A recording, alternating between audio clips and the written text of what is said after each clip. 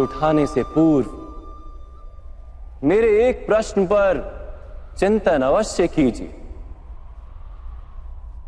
यदि मैं आपसे कहूं जो अश्वत्थामा मरा है वो वास्तव में आपका पुत्र नहीं, एक हाथी, तो क्या आपका जीवन आपको पुनः मधुर प्रतीत होने लगेगा? क्या आपका हृदय फिर से करुणा से भर जाएगा? यथार्थ कह रहे हैं वासुदेव,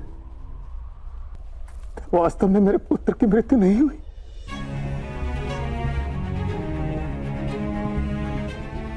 यदि आज आपके पुत्र की मृत्यु नहीं हुई तो कल होगी।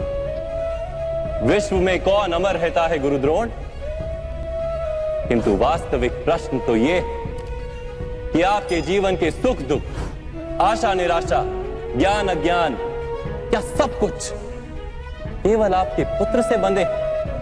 क्या आपके जीवन का दूसरा कोई मूल्य नहीं? क्या आपकी सारी शक्ति, सारा ज्ञान केवल आपके पुत्र के लिए? खुश, मेरे कारण वो संसार में आया। उसने मुझे सुख, सम्मान और स्नेह दिया। मेरे लिए जीवन में उससे अधिक महत्व का कोई नहीं। क्या प्रत्येक पिता अपने पुत्र से अधिक प्रेम नहीं करता? तो विचार कीजिए गुरुद्रोण, जिस पुत्र के प्रति आपको इतना अधिक प्रेम, उसे वास्तव में आपने क्या दिया? संपत्ति दी, सुख दिए, राज्य दिया, संस्कार दिए, विद्या दी, धर्म का ज्ञान दिया गुरुदेव। क्या आप उसे कुछ भी ऐसा दे पाए जिससे उसे आपके रक्षा की आवश्यकता ही ना?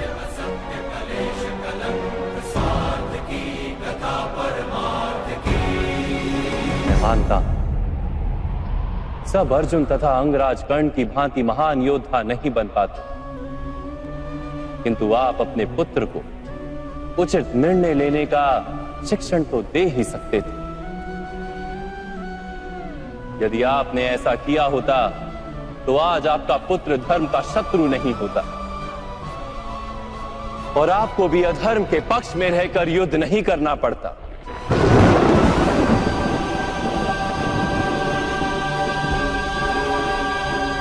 मैं अपने पुत्र अश्वत्थामा को सारे सुख देने की इच्छा रखता था वासुदेव। मेरे पुत्र अश्वत्थामा के प्रति मेरे मन में प्रेम के कारण।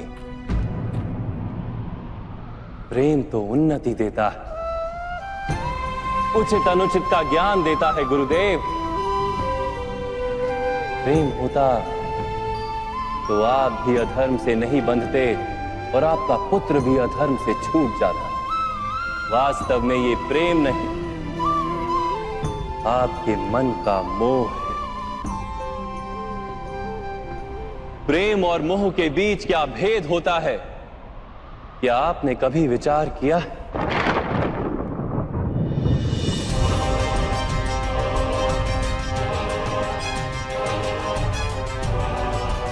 प्रेम से ही तो मोह का जन्म होता है वासुदेव।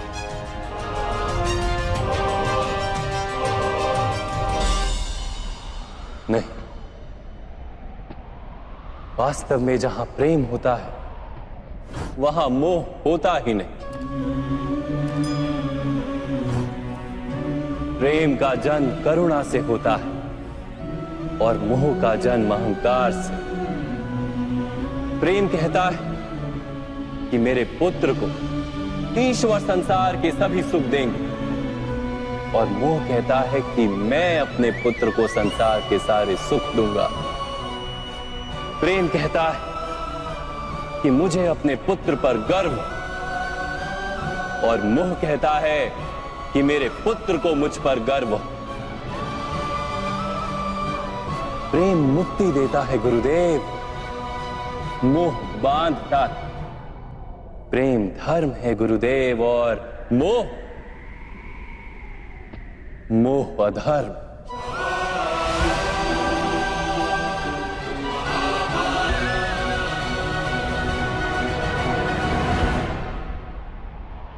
आपने अपने पुत्र को आटे का घोल पीते देख अपनी साधना भंग कर दी थी। उसके स्थान पर अपने पुत्र को आटे के घोल से संतोष मानने की शिक्षा दी होती। अपनी साधना भंग करने के स्थान पर उसे संघर्ष करके कुछ प्राप्त करने का शिक्षण दिया होता, तो क्या आज आपकी स्थिति कुछ भिन्न नहीं होती? अपने पुत्र का भविष्य उज्जवल बनाने के प्रयासों में आप उसके चरित्र को उज्जवल बनाना भूल ही गए। आपके मोह के कारण उसके जीवन से धर्म नष्ट हो गया।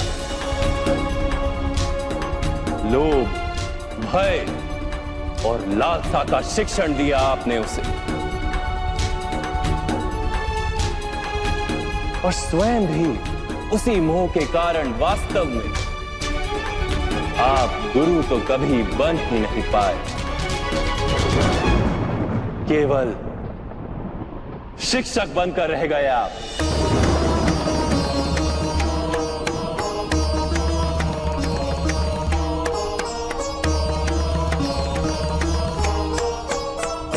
ऐसा क्यों कह रहे हैं वासुदेव? मैंने तो अपने संपूर्ण जीवन में अपने सारे शिष्यों को संपूर्ण निष्ठा से उत्तम बनाने का प्रयास किया है।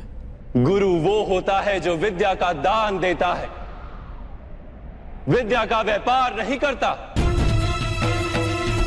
इसीलिए गुरु को अपने शिष्यों से दक्षिणा की आशा होती है, मूल्य की नहीं। किंतु आपने अपने अमूल्य ज्ञान का मूल्य निश्चित कर दिया। अपने ज्ञान के बदले में अपने शिष्यों से प्रतिशोध मांगकर आपने न केवल अपने जीवन में विष घोल दिया, अपितु अपने शिष्यों के जीवन में भी विष घोल दिया। और ये सब आपके मोह और अहंकार के कारण हुआ। आप गुरु नहीं हैं द्रोणाचार्य। जिस व्यक्ति के हृदय में अहंकार और मन में मोह तथा लालसा होती, उसके हाथों धर्म का कार्य तो हो ही नहीं सकता। इसलिए महर्षि भरद्वाज के पुत्र जैसे बाढ़ में डूबता हुआ व्यक्ति किसी वृक्ष को पकड़कर स्वयं की रक्षा करता है, वैसे ही इस अंत समय में धर्म को पकड़ लीजिए। आज समय है उचित निर्णय लेने का। मोह का त्याग कीजिए। मैं इसी क्षण आपके प्राण ले सकता हूं, किंतु मेरी इच्छा कि आप जीवन में एक उचित निर्णय स्वयं लें।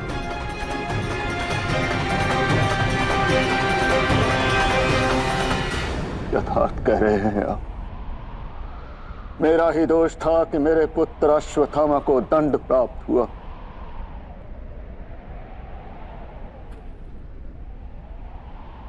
अब समय आ गया है कि मुझे भी दंड प्राप्त हो।